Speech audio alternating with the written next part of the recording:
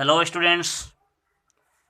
School की तरफ से आपको जो स्कूल लॉग ऐप बताया गया है वहाँ पर मैं अपने video lecture, notes, assignment, question paper upload कर दूँगा।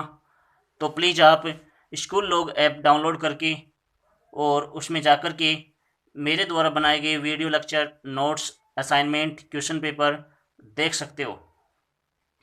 और न केवल आप वीडियो को सुने बल्कि आप नोट्स भी बनाएं, क्योंकि नोट्स बनाने से आपको बहुत अधिक फ़ायदा होगा, क्योंकि लिखी हुई चीज़ जल्दी याद होती है। इसलिए आप वीडियो सुनने के साथ साथ नोट्स भी बनाएं। ये मेरा सुझाव है आपको। और तो आप स्कूल लॉग ऐप पर पढ़ना शुरू कर दीजिए। देखो, आज हम नेक्स्ट टॉपिक पढ़ेंगे द्वि अपवर्तन द्वारा ध्रुवण, जो कि समतल ध्रुवित प्रकाश प्राप्त करने की तीसरी विधि है। अभी तक हमने दो विधि पढ़ ली हैं, परावर्तन द्वारा ध्रुवण और अपवर्तन द्वारा ध्रुवण। परावर्तन द्वारा ध्रुवण के अंतर्गत ब्रूस्टर नियम आता है। और ब्रूस्टर नियम क्या होता है कि ध्रुवण कोण की स्पर्श जय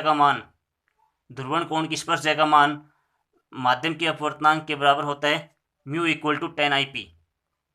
और अपवर्तन द्वारा ध्रुवण के अंदर अपन क्या किया था, वहाँ पर अपन ने कई कांच की समांतर प्लेटें समानांतर क्रम में लगा दी थी और उनसे बार बार अपवर्तन होकर के हमें अंत में अपवर्तित प्रकाश किरण, जो कि बिल्कुल समतल ध्रुवित होती है, पूर्णतः समतल ध्रुवित होती है, प्राप्त होती है।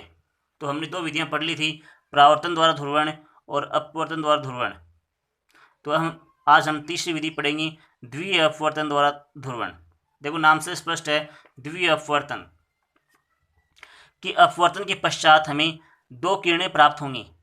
अपवर्तन के पश्चात हमें द्वि मतलब दो, तो अपवर्तन के पश्चात हमें दो किरणें प्राप्त होंगी, जो कि दोनों ही क्या होंगी, समतल ध्रुवित होंगी।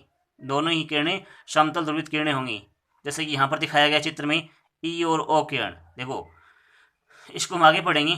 देखो, द्वितीय अपवर्तन की घटना कहाँ होती है, द्वितीय अपवर्तन की घटना किन क्रिस्टल के लिए होती है। देखो, इनके लिए द्वितीय अपवर्तन करने के लिए हम कैल्साइट क्रिस्टल जो कि CaCO3 होता है, कैल्शियम कार्बोनेट, तो कैल्साइट क्रिस्टल या आइसलैंड स्पार काम में लेते हैं। तो ध्यान रहे, द्वितीय अपवर्तन के लिए कैल्साइट क्रिस्टल या आइसलैंड स्पार क्रिस्टल काम में लेते हैं। तो जब इन क्रिस्टलों पर अध्रुवित प्रकाश पड़ता है तो यहाँ से दो किरणें बन जाती हैं।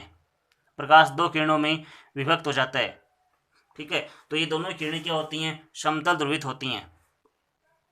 तो देख सकते हो आप यहाँ पर चित्र में, ये अध्रुवित प्रकाश यहाँ से आ रहा है और इस कैल्साइट क्रिस्टल से अपवर्तन के पश्चात कैल्साइट क्रिस्टल की सतह से अपवर्तन के पश्चात हमें दो किरणें प्राप्त हो रही हैं।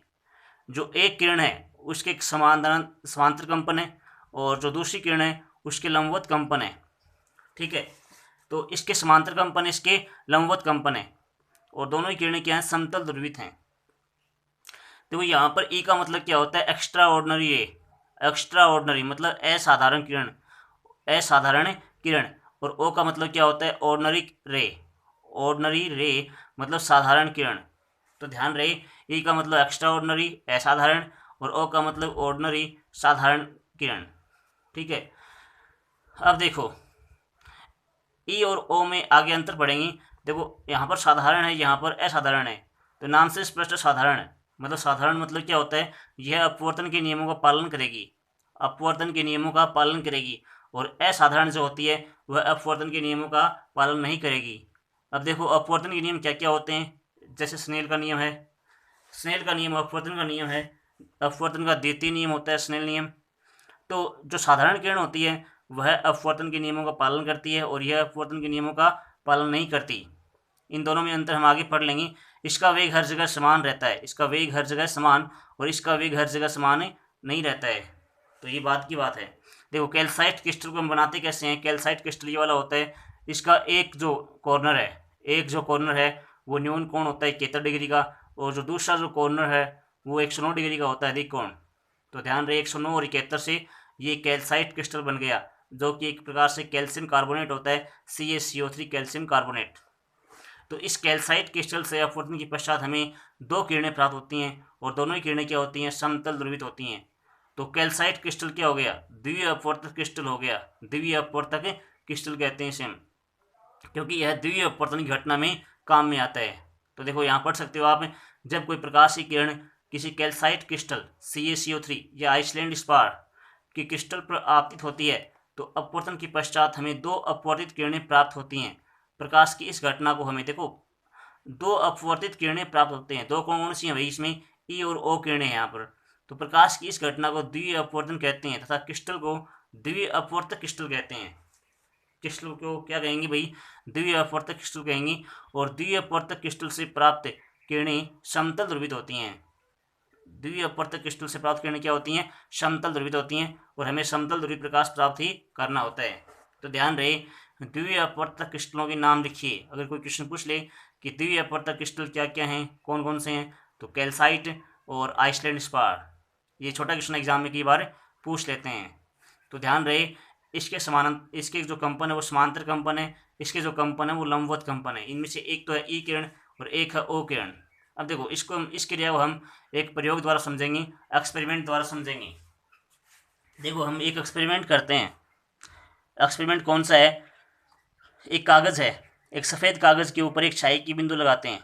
एक सफ़ेद कागज़ ले लिया और सफ़ेद कागज़ के ऊपर एक स्याही की बिंदु लगा दिया, स्याही का डॉट लगा दिया, ये डॉट स्याही का लगा दिया।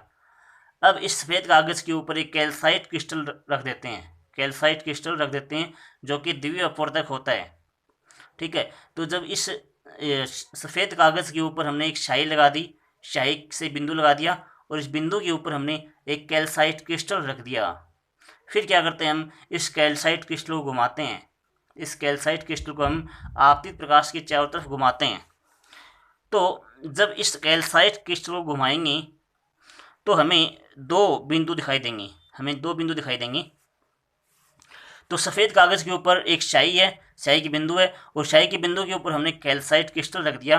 तो कैल्साइट क्रिस्टल रखने के बाद हमें दो बिंदु दिखाई देते हैं, एक की जगह दो दिखते हैं हमें। जैसे पहले हमने एक बिंदु लगाई थी, अब हमें दो बिंदु दिखती हैं भाई। ठीक है, दो का मतलब क्या हुआ, दो किरणें, एक O किरण एक E किरण। ठीक है, तो इस कैल्साइट क्रिस्टल के कारण ये एक की जगह दो बिंदु दिखाई दे रही हैं, एक की जगह दो बिंदु दिखाई दे रही हैं, जो कि द्वितीय अपवर्तक घटना होती है।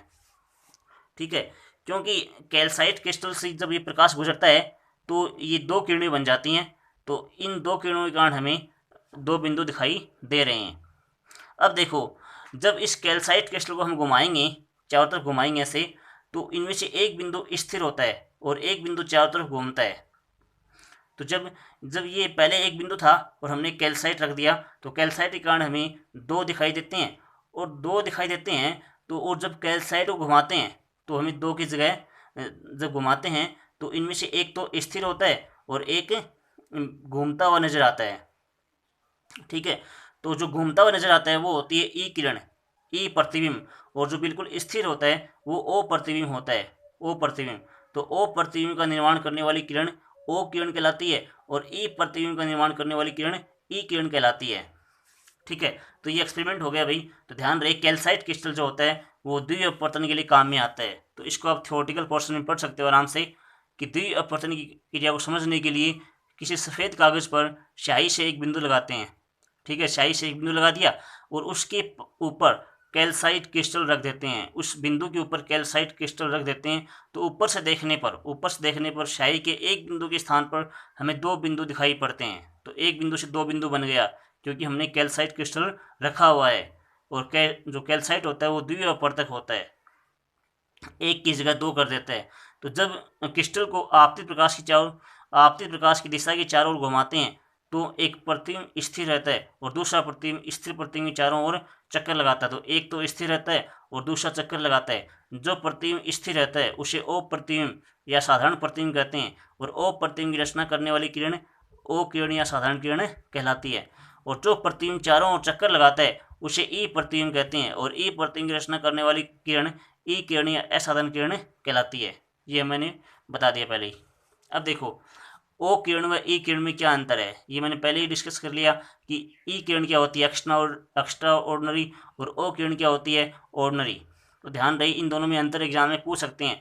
तो ओ किरण और ई किरण, देखो ओ किरण जो होती है वह अपवर्तन के सामान्य नियमों का पालन करती है और यह अपवर्तन के सामान्य नियमों का पालन नहीं करती है। तो ये करती है और ये नहीं करती है, मतलब स्नेल नियम का यह पालन करती है और स्नेल नियम का यह पालन नहीं करती है।